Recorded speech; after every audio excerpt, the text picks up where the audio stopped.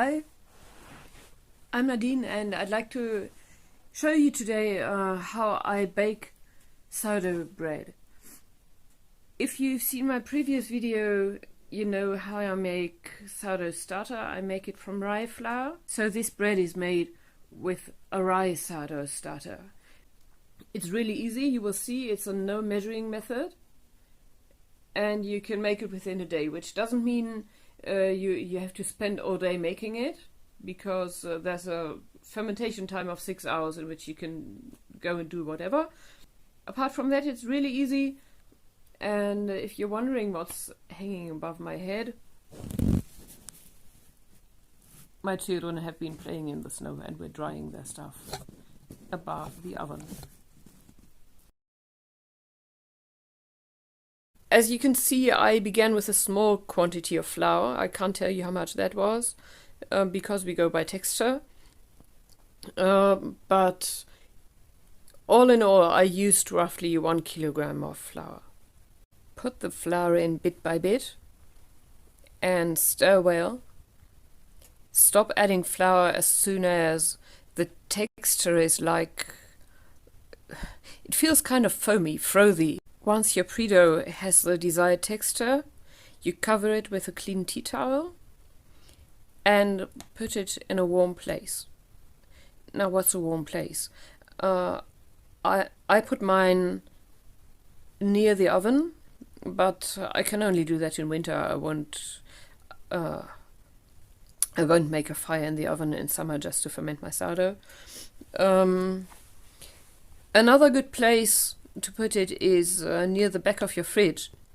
If you have a really new and good one, it might not be warm at the back, but most refrigerators are not ideal, and they are warm at the back, and that's where to put your pre-dough.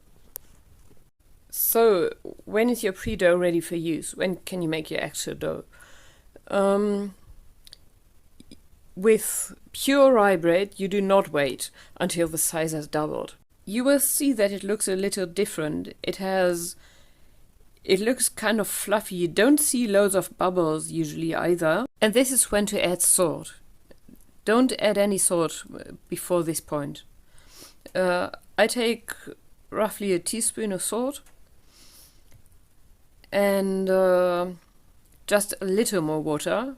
This was like maybe 100 milliliters. And I begin adding flour and stirring it in really well. You can see that it's easy in the beginning, but gets ever harder. Once you have that dense, heavy lump,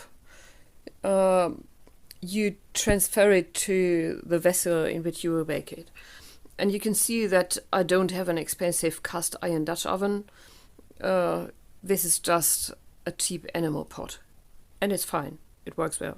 Now you cover it with a cloth again and put it back in its warm place. You wait for at least 1 hour. You can leave it there for up to 3 hours, but please no longer, because it will turn too sour. So if it has risen a lot already, put it in the oven at 50 degrees Celsius for 20 minutes. And if it hasn't risen much or not at all, put it in the oven at 50 degrees Celsius for 1 hour. Turn it up to a higher temperature, which is approximately 175 degrees Celsius. You leave it in there for 1 hour and 20 minutes. After that, you check. So you can look inside, thankfully. And inside you can see that it's kind of shiny. It looks moist. And it shouldn't look moist. So I closed the lid again and put it in for another 20 minutes.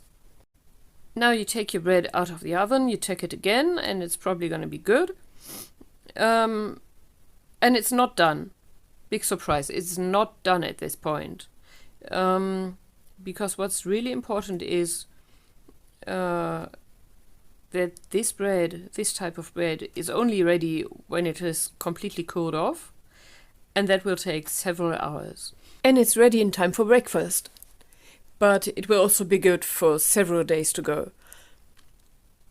I hope you enjoyed this video. I know it's far from perfectly edited, but I promise I'll work on my editing skills. And I'd love to see you back on my channel. Bye!